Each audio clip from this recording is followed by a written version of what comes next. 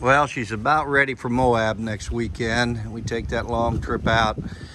I got the gear reduction in here.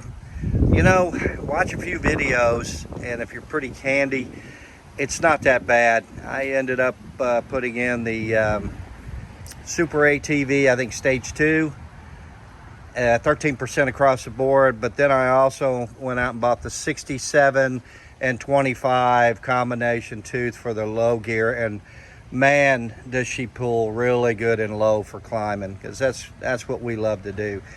So it's in. I've got everything ready. Got a few more things to button up, some cleanups, some cleanup of damages on Windrock a couple of months ago out in Tennessee. So I switched mirrors. I got the flip up windshield on for the trip because it's going to get a little cold. I switched side mirrors to these because they drop down and out. Still don't give you the perfect visibility down the side, but you know, it's to make it street legal. The rear view mirrors do great in these. I do not have a spare tire in this intentionally. I have one of the plugs. I have an inner tube that goes up to 33, 34 inch. So if I get a flat, even on a sidewall, I can throw a patch on the inside, throw an inner tube in it, and I'm back on the trail, and I can get through the rest of the day just fine with an inner tube, unless I destroy one of these. So my visibility in the back is more important in Moab than anything else. The trails we take are pretty gnarly, but nothing jagged enough that I hope we don't lose that. Changed the air filter, which was easy. Changed the oil, another easy one. So here's what I did for turn signals. So I had one of these laying around. These are a groat, and you can get the 7-wire accessory cable to go with these, but you can find these all over the internet pretty cheap. Had a longer stock. I cut the stock off, gosh, a ways back on my X3. I was going to use it on my X3 and went another direction a few years ago. And then I ended up putting some silicone in there to make the end, so it keeps it nice and stubby and short. So here's what we did. Got that Fang light. You can get that anywhere from China for 90 to Amazon for 109, something like that. And so there's my front turn signal. I managed to wire the rear turn signals into my accent lights. That turned out really good. That really is a good blink on that. Pretty happy there. You know, a lot of those other kits wire in differently, but I wired up simple 3 wires to the back, and then got the emergency signals pull out. So I've got my emergency signals working as well. I really like how that turned out. It really did turn out pretty darn good. Anyway, got my rugged in. I had that in from day one. I've only got a few hundred miles on this thing, and I've had it since January. It's just been so difficult.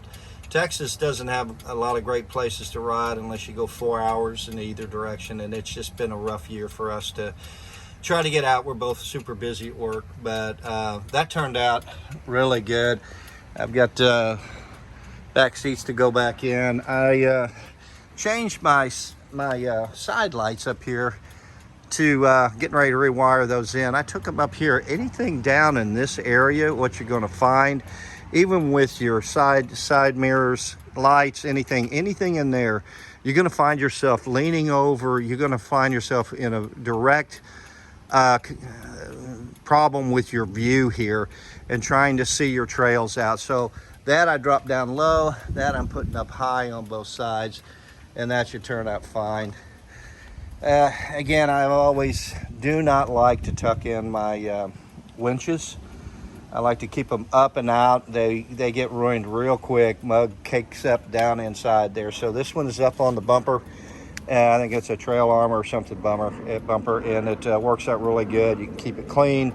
You can access it real easily. And yeah, she's ready. These are 33s that I went with, and I think these are XRs instead of XGs and the Pro Armors. A lot softer rubber. I'm already seeing quite a bit of wear in the back. just from running around because of that soft rubber. If I had to do it over again, I probably would not choose these. If you're running hard pack in a lot of areas and you're running anywhere on the roads, you're going to wear these tires out in no time flat, probably in a few hundred miles if you're not careful. But they do grip. Get a lot of good grip on them. All right, so that's it. Looking forward to getting out of Moab again. This will be our third trip out, and boy, we can't say enough about it. The Kawasaki stays home this time. That's my wife's. Since we got the 4-seater and got rid of the X3, there's plenty of room in there for her, and one more, two more, and so she stays home this time. Let me tell you, I really love my KRX too. It is so plush. Yeah, it's not a ripper, right?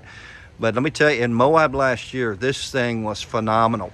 You go out to Moab right now and look at a lot of the rental houses out there. They're all going to the KRX because it's bulletproof. I say all. A lot of them are going to the KRX, and they're saying they've got 3, 5, 6, 7,000 miles on them from when I talked to them last year out there, and said, boy, they're just the way to go. They're a lot safer. They don't jerk around, and I love the way this one climbs. This thing with the new gearing, I think we're really going to love it.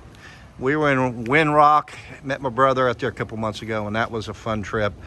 Boy, Trail 38, that's the damage from Trail 38, the infamous Trail 38.